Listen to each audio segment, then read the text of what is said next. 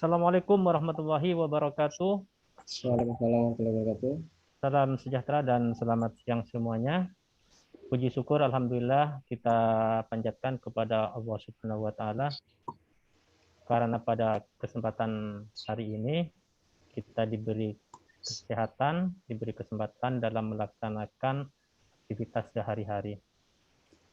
Yang saya hormati Bapak Dr. Miftahul Munir ya, Pak sebagai pembimbing juga. Terima kasih bisa bergabung ya Pak Miftah ya. Alhamdulillah Pak Miftah sudah sehat ya. Alhamdulillah sudah sehat Pak Miftah ya. Ya, selamat. Yang saya hormati juga Saudara Rohul Puji Satrio ya, yang sudah siap ya pada siang ini. Yang saya hormati juga para mahasiswa ya, tentunya yang bergabung dalam link ini untuk mengikuti seminar hasil penelitian tesis pada siang ini. Terima kasih juga kepada tim sekretariat Pasca ya yang telah mempersiapkan semuanya. Terima kasih.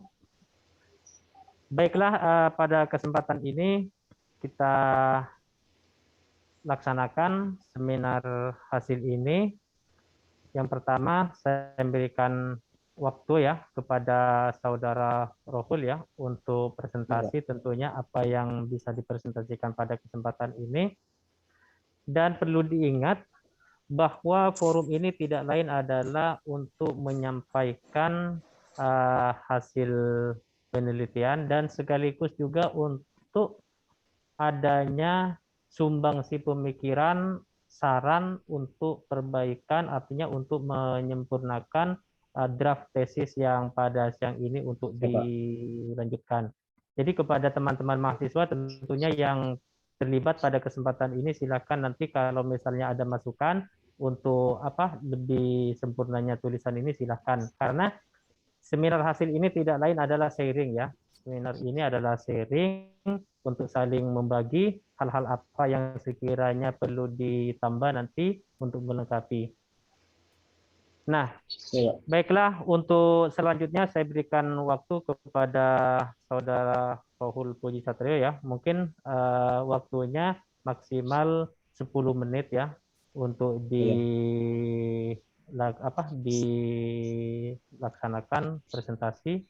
Mungkin sebelumnya silahkan berdoa dulu, Saudara Rohul. Baik, Pak.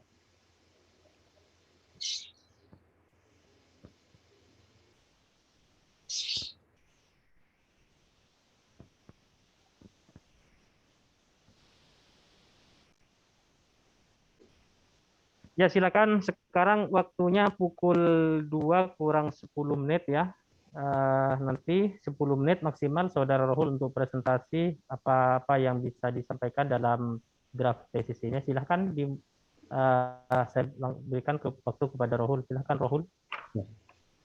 Assalamualaikum warahmatullahi wabarakatuh. Alhamdulillah pada kesempatan siang hari ini kita diberi kesehatan dan saya untuk menjelaskan seminar hasil tesis dengan judul Model Pemidanaan Kejahatan Pencurian di Masa Pandemi Coronavirus Disease 2019.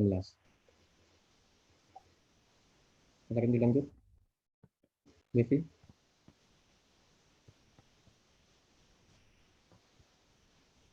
Pandemi COVID-19 adalah bencana wabah penyakit menular yang melanda seluruh negara di muka bumi ini. Coronavirus Disease 2019 yang melanda hampir seluruh belahan dunia memiliki banyak sekali pengaruh pada keberlangsungan hidup manusia. Salah satunya aspek ekonomi. Di Indonesia, kasus PHK sudah menjadi hal yang wajar sejak perusahaan mengalami kerugian finansial yang menyebabkan pengusaha tidak mampu membayar upah para pekerjanya. Pemerintah juga menghimbau masyarakat untuk work from home, serta di beberapa daerah juga melaksanakan pembatasan sosial berskala besar, PSBB, dan sekarang pemberlakuan pembatasan kegiatan masyarakat PPKM. Keadaan semacam ini semakin menyulitkan masyarakat kelas bawah dalam usaha memenuhi kebutuhan. Semua orang dihimbau untuk tetap di rumah dan mengurangi interaksi sosial serta keramaian. Hal ini memacu sebagian orang untuk melakukan tindak pidana pencurian demi memenuhi kebutuhan hidup sehari-harinya. Melihat situasi sekarang ini yang serba sulit menyebabkan berbagai perubahan perilaku manusia, sehingga orang yang tidak kuat untuk bertahan dengan cara-cara yang halal melakukan jalan pintas yang bertentangan dengan hukum.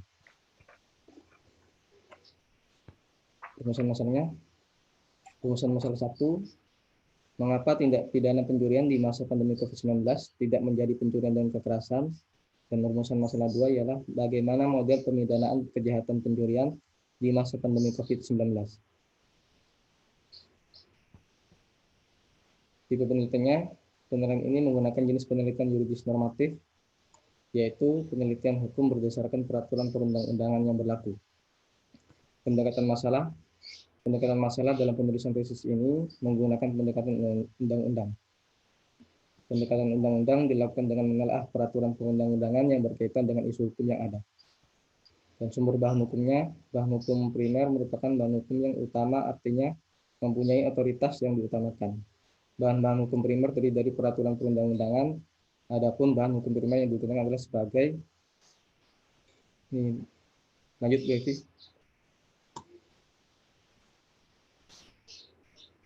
Yang satu, Kitab Undang-Undang Hukum Pidana. Kedua, Undang-Undang Nomor 24 Tahun 2007 tentang Undang-Undang Bencana. Ketiga, Undang-Undang Nomor 6 2016 tentang kekarantinaan kesehatan. 4, Keputusan Presiden Nomor 12 Tahun 2020 tentang penanggulangan bencana non-alam, penyebaran virus COVID-19. Dan 5, Peraturan Pemerintah Nomor 21 Tahun 2020 tentang pembatasan sosial berskala besar dan dalam rangka percepatan penanganan COVID-19. 6, Peraturan Gubernur Jawa Timur Nomor 18 Tahun 2020 tentang pedoman pembatasan sosial berskala besar dalam penanganan coronavirus disease 2019 di Provinsi Jawa Timur. 7, Peraturan Gubernur Jawa Timur Nomor 53 Tahun 2020 tentang penerapan protokol kesehatan dalam pencegahan dan pengendalian coronavirus disease 2019. 8, Peraturan Bupati Nomor 188 Tahun 2020 tentang Satuan Tugas Penanggulangan Bencana Non-Alam dan Percepatan Penanganan Coronavirus Disease di Kabupaten Sumeneb. Silakan lanjut, Bevi.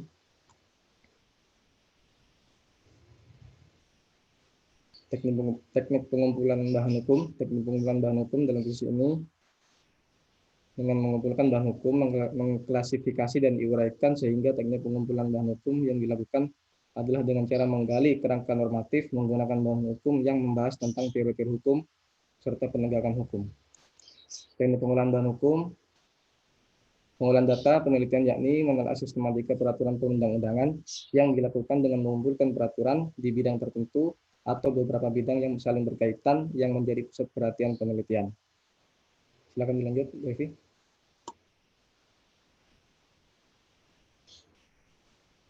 Analisis bahan hukum dalam penulisan tesis ini dengan mengumpulkan baik itu bahan hukum primer maupun sekunder secara garis besar, dianalisis dengan menggunakan metode analisis kualitatif, di mana metode kualitatif merupakan suatu jenis metode penulisan yang mempunyai karakteristik berbeda dari penulisan kuantitatif. Penulisan ini juga dianalisis dengan metode deduktif, yaitu analisis dari kesimpulan umum atau generalisasi yang diuraikan menjadi contoh-contoh konkret atau fakta-fakta untuk menjelaskan kesimpulan atau generalisasi tersebut, dengan kata lain analisis dari umum ke khusus, dan dianalisis secara preskriptif, yaitu mengkaji atau menganalisis suatu isu hukum dengan ketentuan yang bergantung atau menurut ketentuan resmi yang berlaku. Silakan dilanjut, Bevi.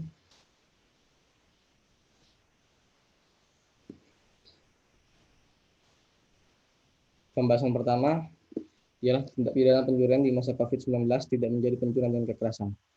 Pencurian adalah salah satu dari tindak pidana yang meresahkan masyarakat, sehingga perlu diantisipasi dan ditindaklanjuti. Tindak pidana merupakan salah satu bentuk dari perilaku yang menyimpang di masyarakat, yang akan senantiasa ada dan melekat pada setiap elemen masyarakat. Sehingga tiada satu lingkungan masyarakat yang tanpa tindak pidana, perilaku penyimpang tersebut merupakan suatu ancaman nyata terhadap suatu norma dan kaidah sosial, sebab norma itu adalah fondasi dari kehidupan dalam masyarakat dalam menciptakan keteraturan sosial, dan sebab apabila dibiarkan dapat mengakibatkan goncangan individual maupun goncangan sosial dan merupakan ancaman yang konkret atau potensial bagi berlangsungnya ketertiban sosial. Selama wabah pandemi COVID-19, bukan hanya kesehatan yang menjadi permasalahan masyarakat, akan tetapi permasalahan ekonomi juga menimpa masyarakat. Sehingga banyak masyarakat yang nekat untuk mencuri kasus pencurian masih mendominasi dalam tindak pidana selama pandemi COVID-19. Tindak pidana pencurian dengan kekerasan merupakan suatu perbuatan yang menyimpang. Menyimpang merupakan suatu perbuatan yang tidak sesuai dengan norma yang berlaku dalam sistem sosial dan dapat dikenai sanksi bagi pelakunya. Pasal 362 KUHP menegaskan bahwa pengambilan suatu barang yang seluruh dan atau sebagian kepunyaan orang lain dengan maksud untuk dimiliki secara melawan hukum diancam karena pencurian. Lanjut, Bevi. Silakan dilanjut, Bevi. Tindak pidana pencurian dengan kekerasan sebagaimana yang diatur dalam pasal 365 KUHP berbeda dengan tindak pidana pencurian biasa. Akan tetapi, substansi yang ada dalam tindak pidana pencurian dengan kekerasan sama dengan tindak pidana pencurian. Perbedaannya adalah dalam realitasnya yang terjadi di kehidupan masyarakat. Tindak pidana pencurian dengan kekerasan ini diketahui oleh korban dan pelaku berusaha melukai korban dengan tujuan barang yang diambil tetap berada di tangannya. Sedangkan tindak pidana pencurian identik dan terjadi tanpa pengetahuan korban dan tidak sampai terjadinya tambahan kekerasan di dalamnya. Pencurian dengan kekerasan pasal 365 ialah perbuatan pidana atau tindak pidana. Ini merupakan suatu pencurian dengan kualifikasi ataupun merupakan suatu pencurian dengan unsur-unsur yang memberatkan.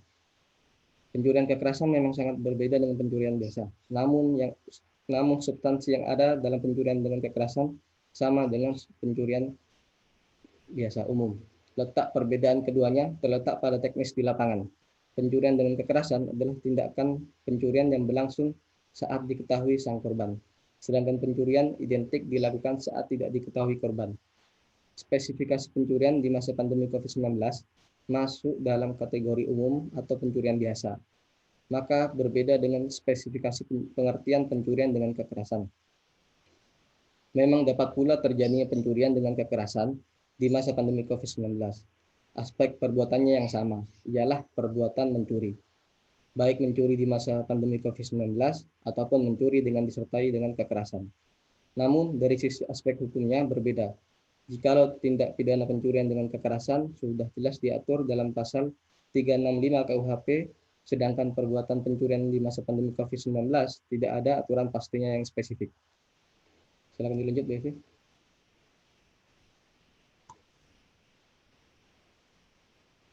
Pembahasan kedua ialah model pemidanaan kejahatan pencurian di masa pandemi COVID-19. Kitab Undang-Undang Hukum Pidana yang dikenal dengan KUHP merupakan suatu aturan kodifikasi dalam hukum pidana yang seharusnya memuat semua aturan tindak pidana di dalamnya. Akan tetapi, hal itu tidak mungkin karena seiring dengan perkembangan zaman akan timbul perbuatan-perbuatan tindak pidana baru yang belum diatur dalam KUHP. Pandemi COVID-19 sendiri setelah ditetapkan dalam keputusan Presiden Republik Indonesia nomor 12 tahun 2020 sebagai bencana non-alam, yang cakupannya meluas menjadi bencana nasional. Maka benar apabila wabah penyakit menular coronavirus disease 2019 ini adalah bencana non-alam. Berhubung belum adanya aturan khusus yang mengatur mengenai tindak kejahatan pencurian di saat pandemi COVID-19, maka aturan hukumnya tetap kembali pada Kitab Undang-Undang Hukum Pidana. Maka dari itu, tindak pidana pencurian yang kejadiannya dilaksanakan di saat pandemi COVID-19, boleh diulang dulu, Bevi, belum selesai. Dilaksanakan saat pandemi COVID-19 ialah benar perbuatan melawan hukum tindakan pencurian yang terjadi di saat bencana alam. Namun proses penanganan hukumnya secara umum kembali pada Kitab Undang-Undang Hukum Pidana. Silakan.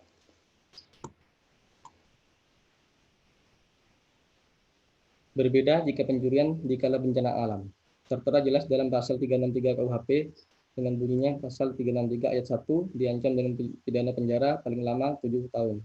Poin 1 pencurian ternak dan poin 2 ialah pencurian pada waktu ada kebakaran, letusan, banjir gempa bumi, atau gempa laut, gunung meletus, kapal karam, kapal terdampar, kecelakaan kereta, dan lain-lain. Silakan dilanjut, Bevi.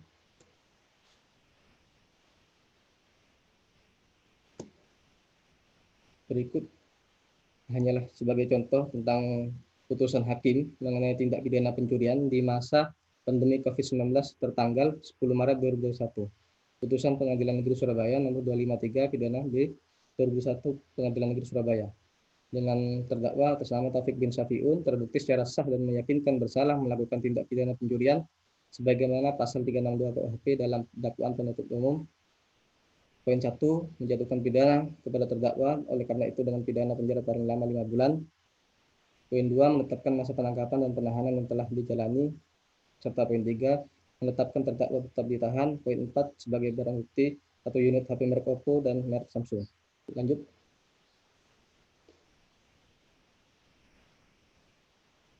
Silakan Bu Evi. Dilanjut. Contoh kasus di atas perihal tentang putusan hakim mengenai tindak pidana kejahatan pencurian di masa pandemi COVID-19 yang dasar putusannya mengacu pada pasal 362 KUHP. Contoh berikut hanya sebagai penerapan pada praktek di kehidupan nyata mengenai pemberlakuan hukum yang berlaku tentang tindak pidana kejahatan pencurian yang terjadi di masa pandemi COVID. Jadi, sebagai pembuktian model pemidanaan yang diambil dalam kasus perbuatan melawan hukum. Kembali pada problematika hukumnya ialah tidak adanya aturan yang jelas mengatur tindak pidana pencurian di masa pandemi COVID. Maka di sini ada kekosongan hukum dalam penanganan tindak pidana pencurian di saat kejadian luar biasa wabah penyakit menular yang sedang terjadi di seluruh negara termasuk Indonesia. Berhubung belum ada atau dikeluarkannya aturan khusus tersebut, maka diambil contoh dari putusan hakim di atas, beberapa hakim mengambil keputusan untuk memvonis pelaku pencurian di masa COVID-19 dengan hukuman pidana yang berdasar pada Kitab Undang-Undang Hukum Pidana. Model pemidanaan terhadap pencurian di masa pandemi COVID-19 menurut saya ialah dibuatkan aturan khusus yang mengatur tindakan-tindakan kejahatan di masa kejadian luar biasa bencana alam pandemi COVID seperti ini. Seperti halnya pencurian yang terjadi di masa pandemi ini. Dengan aturan khusus tersebut dapat diilhami model pemidanaannya bersifat lebih meringankan apabila perbuatan pencurian tersebut diperbuat akibat dampak dari pandemi COVID-19 yang membuat masyarakat merugi dan serba kekurangan, sehingga terpaksa melakukan pencurian demi mencukupi kebutuhan hidupnya. Sekian, terima kasih. Assalamualaikum warahmatullahi wabarakatuh. Terima kasih, Pak.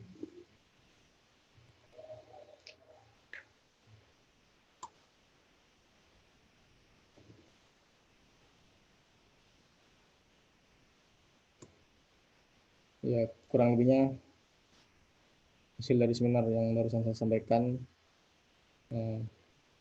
Silakan dilanjut untuk pembawa acaranya, Bu Evi.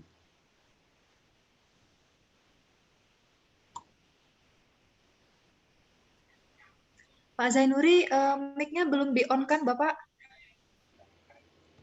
Ya oke ya, kalau sudah selesai. Tadi ada beberapa hal yang disampaikan dalam hasil penelitian ini, dalam draft tesis ini. Tentunya ada beberapa hal yang perlu disampaikan pada kesempatan ini, baik dari pembimbing maupun dari mahasiswa program Pascasarjana ya. Namun yang pertama saya berikan waktu kepada teman-teman mahasiswa ya, entah itu sifatnya itu masukan ataupun untuk klarifikasi dan lain sebagainya. Silakan untuk teman-teman mahasiswa dulu ya, saya berikan waktu kepada teman-teman mahasiswa. Mungkin ada hal-hal yang perlu disampaikan dalam seminar hasil ini.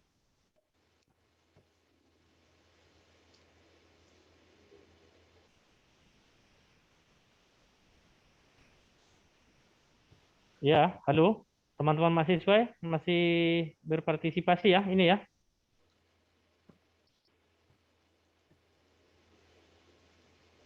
Oke, kalau misalnya dari teman-teman mahasiswa ini belum ada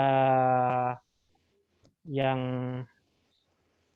mau bicara atau untuk mengasih masukan, untuk melengkapi saya berikan waktu, mungkin ada beberapa masukan ataupun klarifikasi juga dari Bapak Miftahul Munir ya.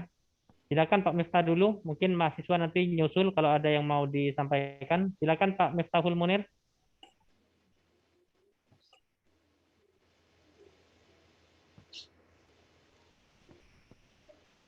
Mic-nya Pak Miftah, halo ya Pak Miftah, mic-nya diaktifkan Pak. Ya. Terima kasih kepada Pak Zainuri sebagai Ketua Sidang, dan selamat kepada Mas Satrio sudah masuk Ya, Bapak. dalam seminar TA. Saya ingin klarifikasi saja, Mas Ruhol, Mas Satrio. Contoh tadi yang disebut masuk dalam kategori pencurian di masa pandemi. Apakah dalam putusan tersebut menyebutkan bahwa putusan itu menyertakan pertimbangan pencurian di masa pandemi? Pertanyaan saya yang pertama itu. Kemudian pendekatan masalah dalam tesis ini, rencana tesis ini adalah undang-undang, karena menurut saya dalam pembacaan saya belum ada undang-undang atau pasal-pasal yang mengatur mengenai tata cara dan perundang-undangan pencurian di masa pandemi. Kira-kira dalam pendekatan perundang-undangan mungkin pelanggaran hukum pidana di masa pandemi ini bisa disamakan enggak dengan pernah ada perubahan Undang-Undang Nomor 31 tahun 99, kemudian dalam penjelasan pasal 2 ayat 2 Undang-Undang Nomor 20 tahun 2001 tentang korupsi. Misalnya, korupsi di masa pandemi diwacanakan akan dihukum mati, misalnya seperti itu. Apakah ada bayangan untuk mempertemukan pasal pencurian di masa pandemi itu ke sana? Apakah ada pandangan seperti itu, Mas Satrio? Terima kasih. Mohon diklarifikasi, Mas Satrio. Sini, Pak. Ya. Perihal yang klarifikasi yang pertama tentang putusan pengadilan tersebut, setahu saya, Pak, hanya menjelaskan saja perihal perbuatan pencuriannya. Ya. Jadi tanpa karena domain akibat ini, Pak, pandemi COVID-19. Okay. Jadi hanya mengarah pada perbuatan tindak pidananya saja, Pak. Okay. Seperti itu. Berarti tidak ada pertimbangan mengenai pencurian di masa COVID ya? Tidak ada, Pak. Belum Ya. ada yang sejelasnya. Silakan. Ya. Terus untuk yang kedua itu pendekatan masalah yang apakah menurut saya pidana pencurian di masa COVID bisa disampadankan untuk dengan halnya korupsi di masa COVID untuk ditambah apa tadi, Pak, hukumannya, Pak, ya? Ya, Berat ya? hukumannya. Karena Iya. yang perubahan Undang-Undang 31 tahun 99 itu kan kemudian diberikan hukuman lebih berat sampai bencana hukuman mati gitu. Apakah ada seperti itu? Ya, kalau menurut pendapat saya pribadi, Pak, jika ini yang spesifikasi ini kan saya sebagai tentang pencurian yang terjadi di masa COVID, tidak berspesifikasi tentang pencurian dalam hal tanda kutip korupsi. Jadi menurut saya pribadi tidak sampai ke situ, Pak. Tidak sampai disamapadankan dengan tindakan korupsi. Karena kalau pencurian seperti ini mungkin menurut saya ya memang benar murni pencurian yang karena pelaku itu terdesak akan faktor ekonomi, Pak, dan karena pandemi COVID. Beda halnya dengan para koruptor yang tidak tahu sikon ataupun malah mengambil kesempatan di balik bencana, ya perbuatan yang sangat jahat Pak gitu Pak. Jadi ya patutlah untuk seperti para koruptor ataupun pelaku korupsi ditambahkan, diberatkan hukumannya. Jika untuk pencurian yang karena hakim mengetahui dia berbuat mencuri karena berdasarkan ataupun karena urusan perut Pak, menurut saya tidak untuk diperberat Pak. Tidak sama halnya dengan koruptor. Ya. Itu. Klarifikasi saya ketiga, Mas. Coba. Yo. Berarti begini, kalau ada kemudian ini bukan bencana alam, tapi kemudian bencana nasional, hampir semua warga negara Indonesia bahkan dunia mengalami kesulitan menjaga Ekonomi. kemudian konsumsi, padahal pentingnya konsumsi di masa pandemi ini untuk menjaga imun. Dan banyak orang yang kemudian tidak bisa menjaga konsumsi dengan baik karena persoalan pandemi ini kemudian membatasi banyak kegiatan yang sehingga kemudian berdampak pada penghasilan mereka. Sehingga kemudian adalah kemudian kegiatan yang melanggar hukum karena terdampak COVID seperti pandemi ini.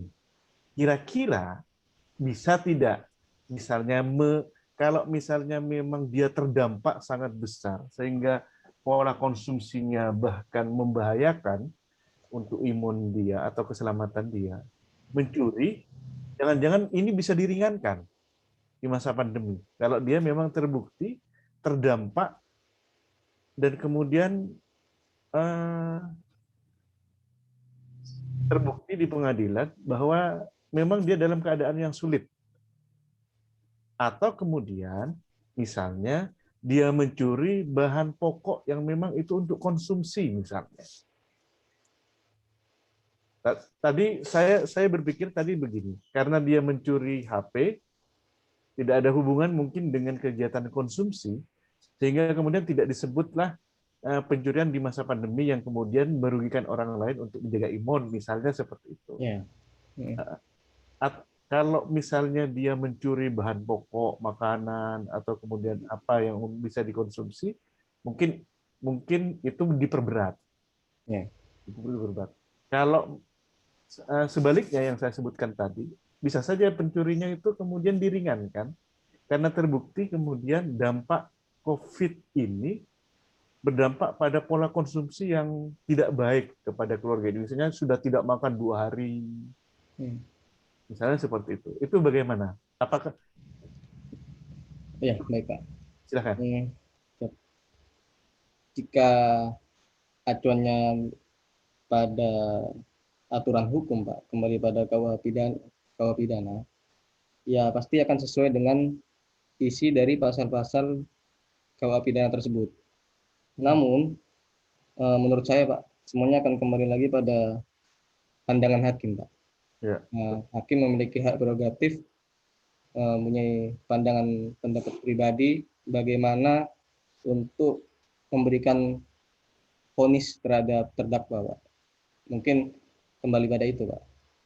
Ya. Untuk peringanannya. Betul. Saya berharap untuk klarifikasi saja tawaran saya. Siapa? Dalam ke depan tesis ini juga memberikan peluang-peluang itu. Iya, Pak. Ada gambaran bahwa kalau memang si pelaku ini terdesak dengan keadaan yang kemudian membahayakan atau memang tidak bisa apa-apa kecuali mencuri, mungkin ada peluang untuk diringankan. Atau misalnya kalau memang dia kemudian terdampak pencuriannya berdampak pada pola konsumsi orang lain sehingga membahayakan orang lain, mungkin itu lebih diperberat misalnya. Dengan pertimbangan kasus COVID ini, saya berharap dalam nanti ada pertimbangan itu. Siapa Pak? Itu saja. Iya Pak. Isi saya. Terima kasih Pak Zainuri. Terima kasih Pak Munir. Waktu saya kembalikan kepada Pak Zainuri. Ya, terima kasih Pak Miftahul Munir atas sarannya untuk perbaikan draft tesis ini ya. silakan kepada Saudara Rohul ya untuk dicatat apa Siap, Pak. yang disampaikan oleh Pak Moner, Baik. karena memang benar yang pencurian itu klarifikasinya itu apa? Apakah pencurian itu yang dicuri itu terkait dengan sembako atau urusan lain gitu? Ya, ya, Pak. Karena kalau pencuriannya terkait dengan sembako itu bisa ditelisik apakah itu karena dampak pandemi COVID atau karena itu menjadi kebiasaan orang itu mencuri memang itu. Ya, itu Ya, Pak. silakan nanti dicatat dan ditindaklanjuti. Oke, selanjutnya saya berikan waktu kepada teman-teman mahasiswa ya. Mungkin ada hal-hal yang perlu disampaikan pada kesempatan seminar hasil penelitian ini untuk Saudara Rohul. Silakan teman-teman yang sudah bergabung ya, mahasiswa. Kalau ada hal-hal yang mau disampaikan demi memperbaiki naskah draft tesis ini, silakan dari teman-teman mahasiswa kalau ada.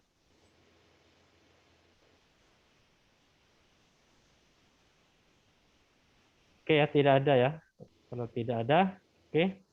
Saya lanjutkan. Saya ada beberapa catatan dari saya, selain dari Pak Miftahul Munir tadi sudah menyampaikan terkait dengan ini ya, dengan draft tesis ini. Ini kan lingkupnya ini adalah tesis ya, bukan skripsi.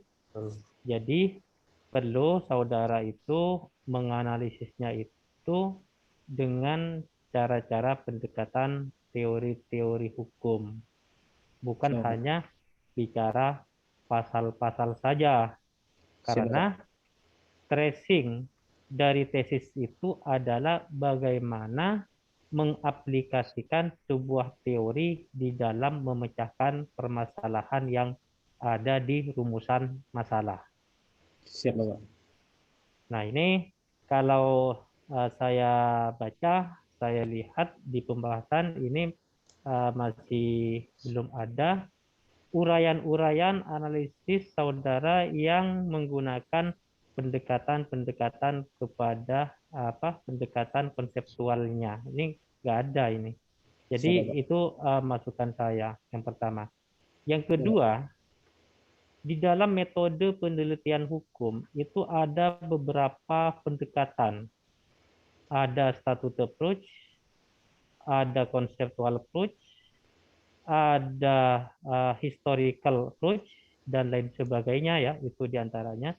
Nah, yang saya baca di dalam draft tesis ini, saudara itu hanya menggunakan pendekatan undang-undang, statute approach. Nah, menurut saya itu kurang. Oh, gitu ya, Pak. Iya, Pak. Itu kurang. Saudara di bab tinjauan pustaka, saudara itu kan menawarkan ada beberapa teori-teori yang mau digunakan dalam menganalisis ini. Tapi ya ini saran saya ya, saya tidak bertanya. Saran saya di dalam tulisan ini saudara hanya menggunakan pendekatan undang-undang.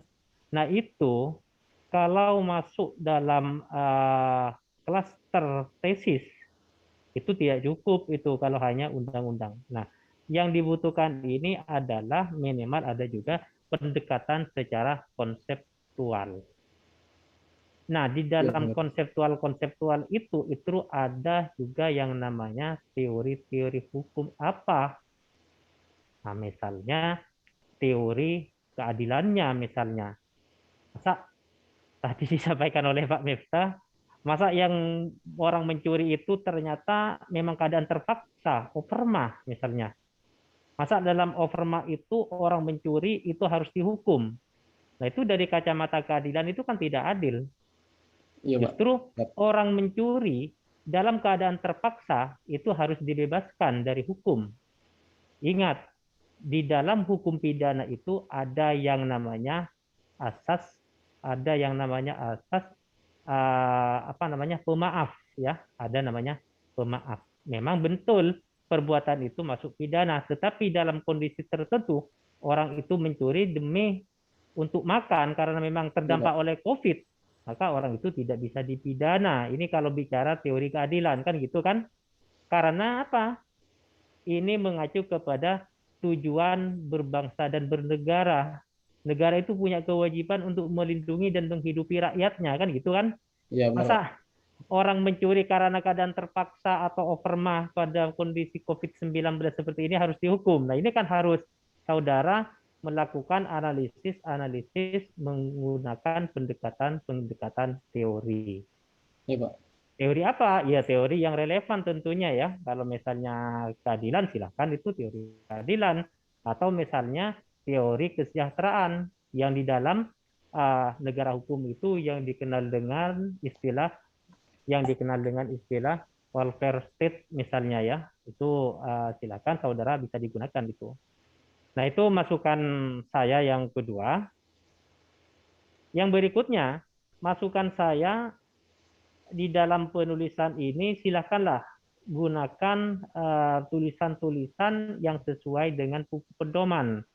Bagaimana cara menulis dengan bahasa-bahasa asing itu tentunya disesuaikan ya. Ini masih banyak salah tulisan. Nah, itu saya kira itu urusan teknis seperti itu ya. Iya, Tapi Pak. saya Ya, perlu menyampaikan pada kesempatan ini. Tentunya ya, Pak. saudara harus membaca secara seksama gitu. Terima kasih, Tidak Pak. Iya. tidak dibebankan kepada para pembimbing kalau urusan salah tulis ya. Silakan saudara itu baca karena ini levelnya adalah level tesis ya, bukan skripsi.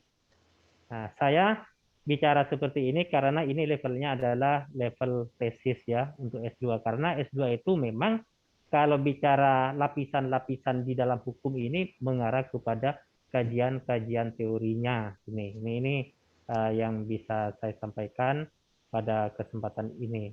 Ya silakan saudara Rohul nanti bisa ditambah seperti apa nanti Ya, silakan. Pak. Karena memang apa saya baca di draftnya ini, saudara hanya itu tadi menyampaikan putusan pengadilan. Putusan pengadilan itu tidak cukup putusan pengadilan. Makanya di dalam dunia Ya, Pak. akademik ini ada putusan pengadilan, tetapi secara teoritik itu juga harus dipadukan. Memang betul hakim itu punya kebebasan. Hakim itu punya kebebasan. Tentunya kebebasan itu harus digarisbawahi itu. Nah, terus termasuk ini juga kalau penulisan ini hanya terfokus kepada peraturan presiden, ya peraturan presiden kalau COVID ini bukan bencana alam tapi bencana non alam itu memang benar. Tapi itu peraturan presiden. Ingat, ini kan yang dianalisis ini kaitannya dengan Kitab Undang-Undang Hukum Pidana. Silakan saudara itu dibaca terkait dengan hierarki peraturan perundang-undangan yang ada di Indonesia. Nah, kalau peraturan presiden itu terkait dengan masalah pandemi, tetapi kalau masalah pidana itu kembali lagi kepada Kitab Undang-Undang Hukum Pidana, itu yang secara umum, tapi secara khusus terkait dengan masalah korupsi, yaitu kembali kepada Undang-Undang Korupsi. Kan gitu kan? Itu saudara harus bisa memetakan gitu. Harus bisa memetakan mana ini ranahnya peraturan presiden, mana ini ranahnya undang-undang. Kan gitu kan ya. Supaya apa? Supaya ini lebih fokus gitu. Nah, kalau bicara apa?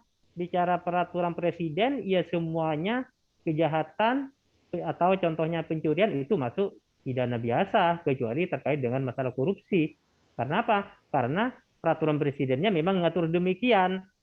Tetapi karena ini adalah kajian tesis, paling tidak saudara ini memberikan sebuah tawaran ya, sebuah tawaran bagaimana misalnya model pemidanaan terkait dengan pencurian yang dilakukan pada masa pandemi. Nah, itu yang harus saudara dianalisis.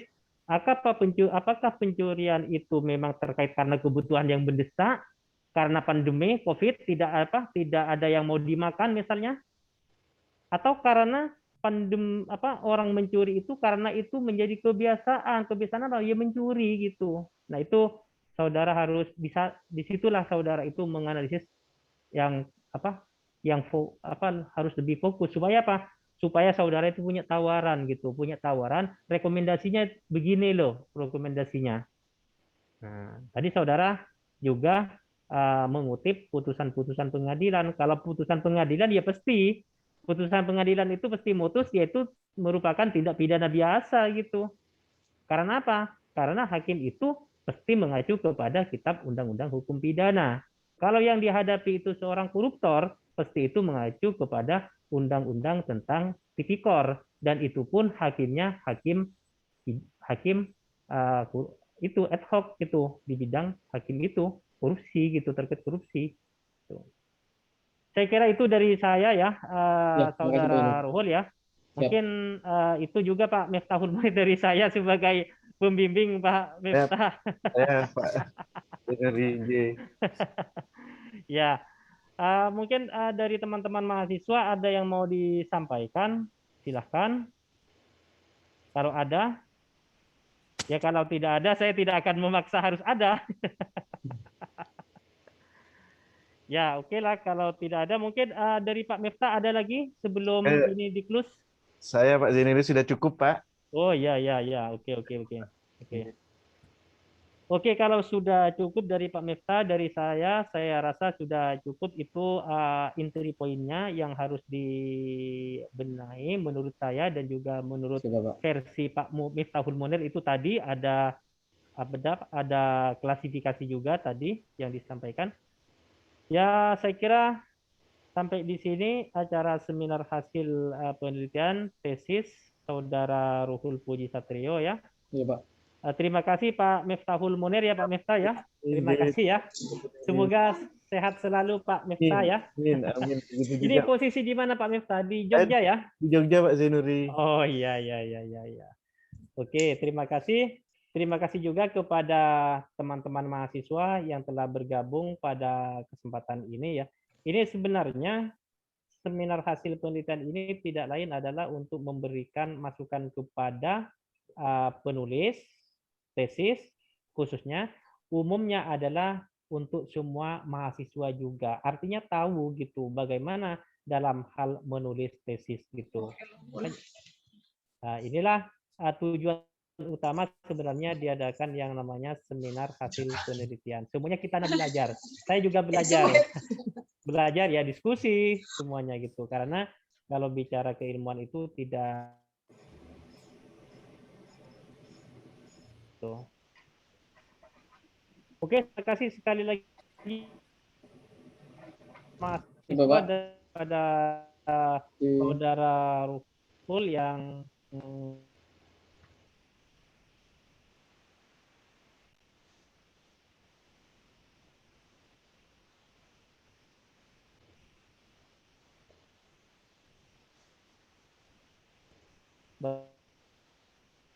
Assalamualaikum warahmatullahi wabarakatuh. Waalaikumsalam. Waalaikumsalam warahmatullahi wabarakatuh. Terima kasih Pak Zainuri, Pak Munir. Selamat Mas Ruhul. Ya, sama-sama Pak Zainuri, selamat Mas Satrio. Ya, Pak Munir, makasih Pak. Izin live Pak. Ya, silakan Pak. Saya juga live-nya juga. Ya, ya, oke.